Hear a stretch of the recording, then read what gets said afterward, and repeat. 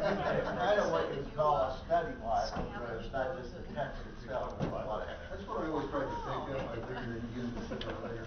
Yeah. And anymore, I wonder if I ever will. Yeah. Our eyes were opened.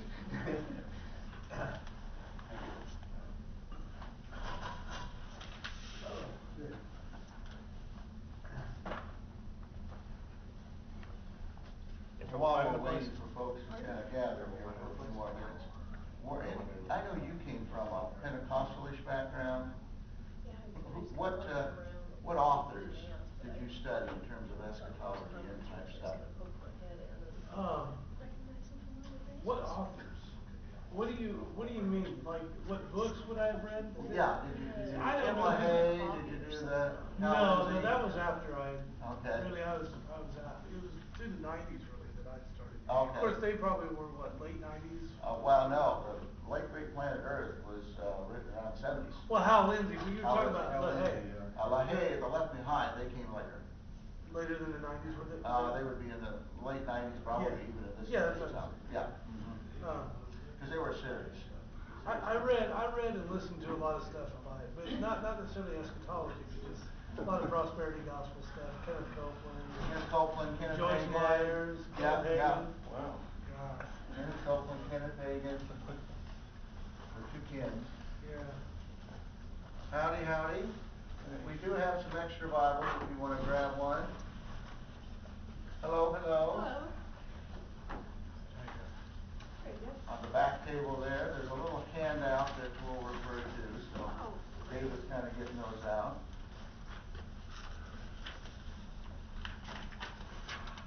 There is a cafe. We'll take a break a little later. You can bring drinks in here, but they need to be covered. That's a bottle or Looks like we got to take notes on the table. Container with a cover. It doesn't contain mystical power? I was lighting the car because I didn't know whether it would be permitted.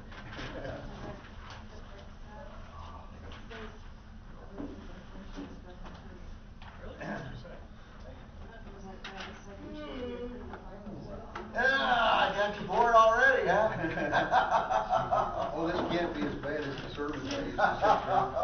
Some of those are 45 minutes long. Oh my goodness. Depends on the church. Now, oh our my church, goodness, we would go 3 hours to be a typical church service. Yeah. I'd go to church. I can't believe I sat through that crap.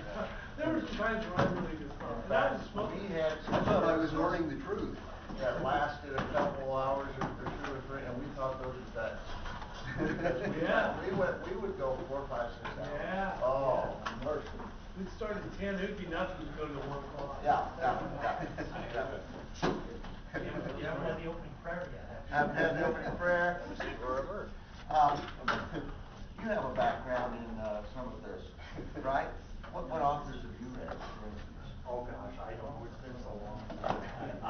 The Hal Lindsey, No, it was even before that. Have you ever read Jack Hyles and Lester Roloff? John R. Rice, yeah, you are going way back. Yeah. I know, I look much younger than You are going back a ways. That's fine. Yep. There are extra Bibles back there, handouts. We'll get started here in just a minute or two. Welcome, everyone. Glad you found the place. Hope it wasn't too confusing. Not too bad.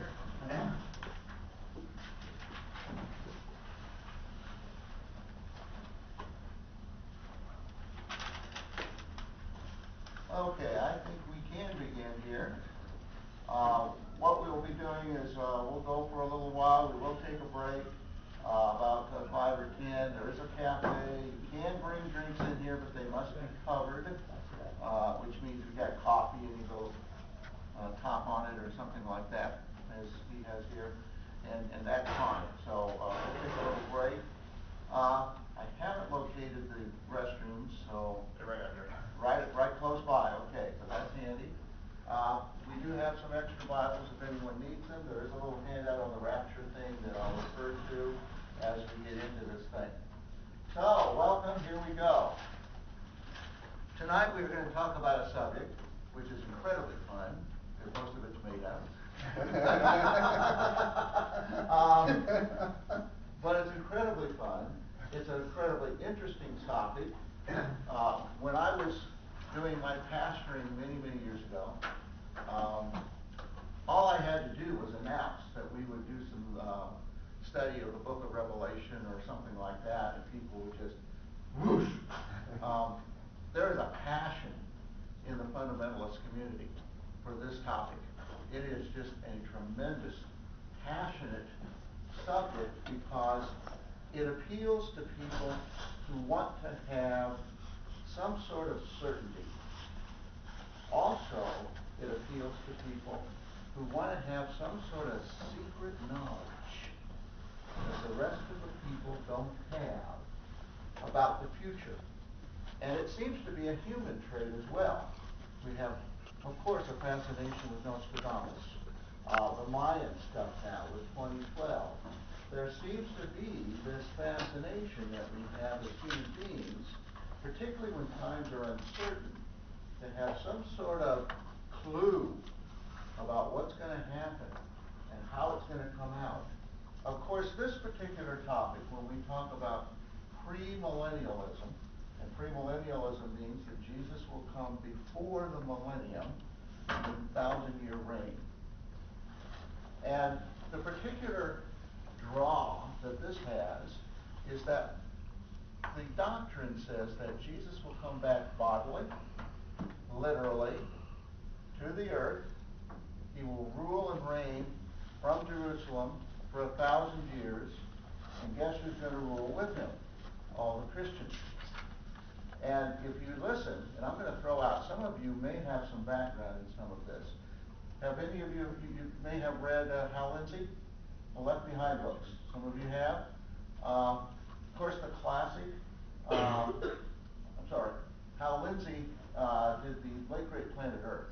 You remember that one? That was way back about 70s or so, 60s and 70s.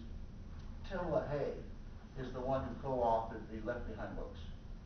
Of course, you've all heard Oral Roberts, Jim Dobson, Jimmy Swaggart, Ted Haggard, all of these particular, and then of course, maybe some are a little lesser known.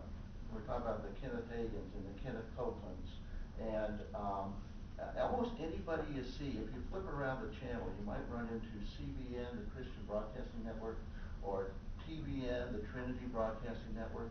Just about anybody they have there, any ministry, preacher, teacher, whatever, is going to be of this premillennial point of view. It is the dominant point of view in terms of fundamentalist, conservative, evangelical eschatology study of the end times.